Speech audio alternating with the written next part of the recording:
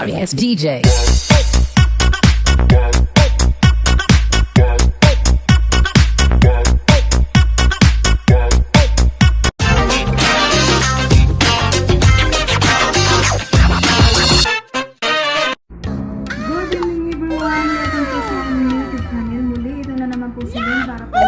Sa inyo ang aking gagawin ngayong gabi. Ito po ay pastries chicken with vegetable. Oo nga pala sa mga nagpipim po sa akin sa messenger kung bakit po ako nakasuot ng ganito. Ito po ay hijab. Kailangan ko po magsuot ng ganito para po hindi makita yung aking buhok kung sakali mang bumaba yung aking mga model, ang aking mga ahon. Bawal po kasi sa mga babae na labas yung buhok. Ganun po. Sana po malinawan na po kayo sa inyong mga katanungan. Okay po? Come on! So magsisimula na po tayo sa ating gagawing pastries. Tara, samahan niyo po ako. Ito po yung gagamitin natin para sa ating pastries.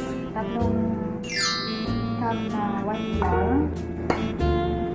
1 tablespoon yeast. 1/4 oil. 1 teaspoon salt, 2 tablespoons sesame, egg yolk, 3 tablespoons sugar, 1 cup of milk.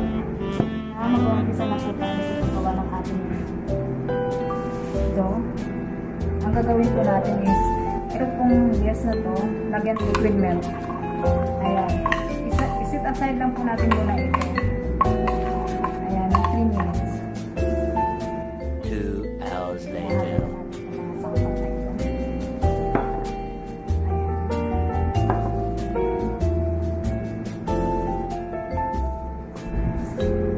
Instead na gagamit po tayo ng tubig, ang gagawin po natin, ang gagamitin po natin is liquid milk. Warm liquid milk.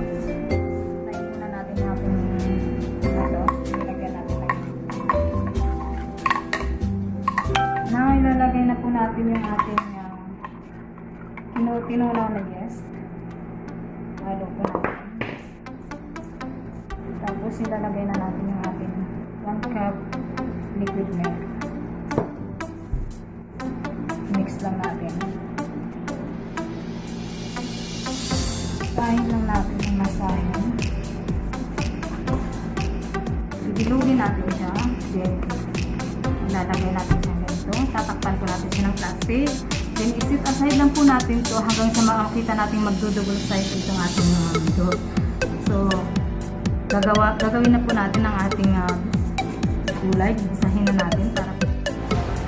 Ito po yung mga ingredients natin gagamitin ngayong araw ito para sa ating pastries. 1 piece potato, half cup beans, 1 piece carrots,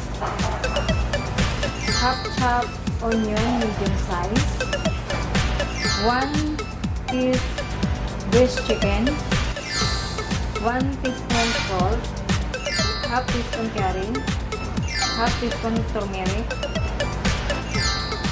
2 cloves garlic, 2 tablespoon tomato paste. Ayan po ang mga sangkap natin gagamitin para po sa ating pastries for today. So, mag-umpisa na po tayo sa ating paggisa ng ating mga gagamitin para sa ating pastries. Tara, samahan niyo po ako. Paggisa na po tayo ng ating mga gulay. Tayo lang po natin uminit yung ating mantika. Lagyan na natin ang ating gulay.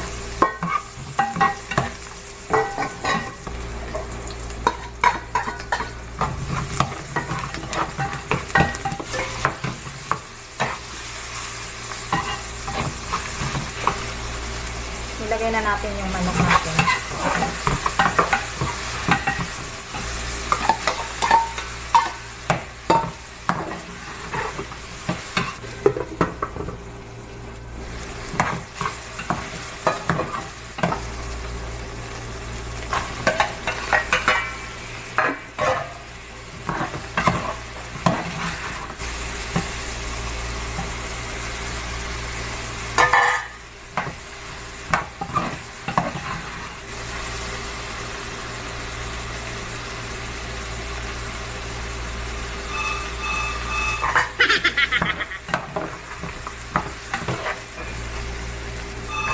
Hayaan po natin siya maluto ng 3 minutes lang po. Natin po yung ating apoy at magsisimula na po tayong gumawa ng ating pastries po today. Ito na po yung ginawa natin kanina. Ayan po, lumubo na po siya. Pwede na po tayong magsimula gumawa ng ating pastries. Ayan po, gagawa na tayo ng ating pastries. Ang gagawin lang po natin is i-roll lang natin siyang ganyan. Tapos, so, ika-cut po siya natin. Gawin po natin siyang square. Ayan. Square po. Ayan. Ayan. Ganyan po yung kinalagasan. Then, ilalagay na po natin yung ating nilutong gulay. Ayan. I-close po natin siyang ganyan. Ayan. I-close po. Ayan. Close po natin.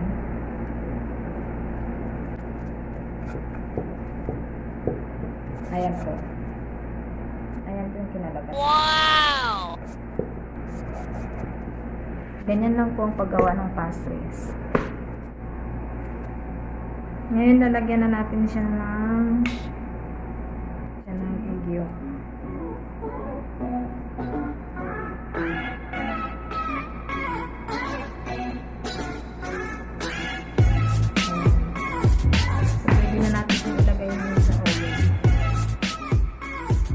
Ayan po, nilagay na po natin sa oven. Tapos, init niya po. Is 200 lang. Yung temperature niya. Tapos, baba-taas po yung apoy. Tapos, timer niya po is 45 minutes lang po.